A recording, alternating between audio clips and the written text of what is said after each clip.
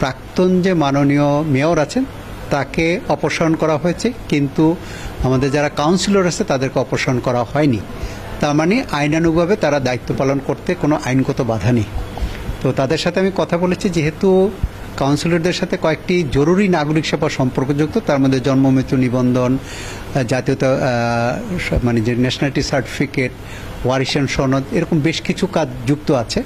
তো আমি ইতিমধ্যে সিটি কর্পোরেশন সংশ্লিষ্ট কর্মকর্তা এবং সেকশনগুলোকে অনুরোধ জানিয়েছি এবং তাদেরকেও বলে দিচ্ছি কাউন্সিলের মধ্যে তারা যাতে কাজগুলো শুরু করে, কোনো কাজ যাতে পেন্ডিং না থাকে।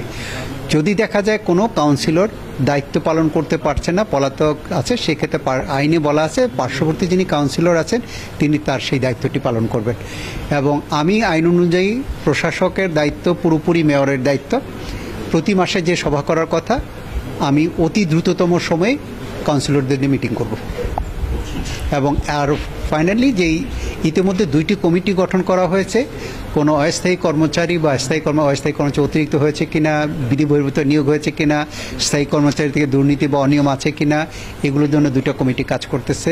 আর পাশাপাশি আমাদের যেই প্রকল্পগুলো আছে 4টি প্রকল্প আছে, এই প্রকল্পগুলো নিয়ে আমি আলাদা করে বলবো। এতে তো আমাদের যে চিফ ইঞ্জিনিয়ার যিনি আছেন, পিডি হিসেবে আছেন, তিনি হয়তো শীঘ্রই অবসরে চলে যাবেন। সেই ক্ষেত্রে যিনি ডিপিডি আছেন তিনি ভারপ্রাপ্ত দায়িত্ব পালন করবে। আমরা প্রাথমিকভাবে সিদ্ধান্ত নিয়েছি এখানে যাতে একজন দক্ষ, যেহেতু অনেকগুলো প্রকল্প আছে অনেক অধিক মূল্যের, তো আমি একটু সামরিক বা অসামরিক, অর্থাৎ মানে সিটি কর্পোরেশনের বাইরে আমার দক্ষ যদি লোক না থাকে, আমরা বাইরে থেকে ডেপুটেশনে ভালো প্রধান প্রকৌশলী নিয়ে আসবো, যাতে কাজটি খুব ভালোভাবে করতে পারি। এইটা হলো সর্বশেষ আপডেট।